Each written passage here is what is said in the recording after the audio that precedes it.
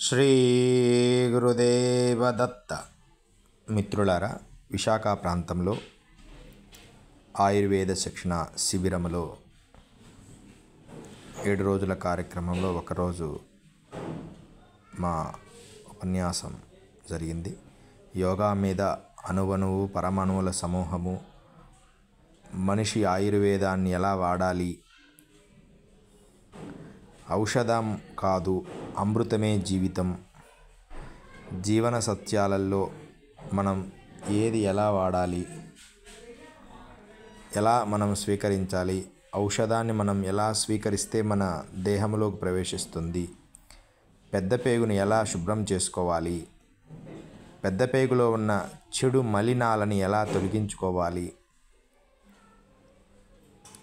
యోగుల స్వభావం ఏమిటి, యోగులు ఇంత గొప్ప స్థాయికి ఎలా రాగలుగుతారు, ఈ లోపల ఉండే చెడు రుగ్మతల్ని ఎలా తొలగించుకోవాలి అనే విషయాలు, ఎన్నో విషయాలను చర్చించడం జరిగింది. ఇది చాలా చక్కటి కార్యక్రమం. యోగపరంగా మంచి ఆయుర్వేద వైద్యులు, చాలా గొప్ప వ్యక్తి, చాలా చక్కటి వ్యక్తి, సంస్కృతము అన్నీ కలిపిన వ్యక్తి.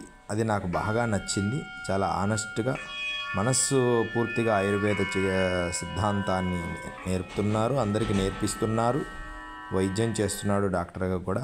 చాలా చక్కగా మా మనస్సుని సంతోషపరిచారు. ఈ కార్యక్రమం ఎంతో అద్భుతంగా జరిగింది. మా శిష్య బృందంతో సహా అందరం కలిసి వెళ్ళాము. ఇక్కడ శారీరకమైన స్థితిగతులు, వారి లోపల ఉన్న రుగ్మతల స్థితిగతులను గురించి చర్చించడం జరిగింది. మా పుస్తకం కూడా ఆవిష్కరించడం జరిగింది. జై గురుదత్త. శ్రీమాత్రే నమః. శ్రీ గురు దత్తాత్రేయాయ నమః. గురుదేవదత్త అవధూత చింతన. శ్రీ గురుదేవదత్త.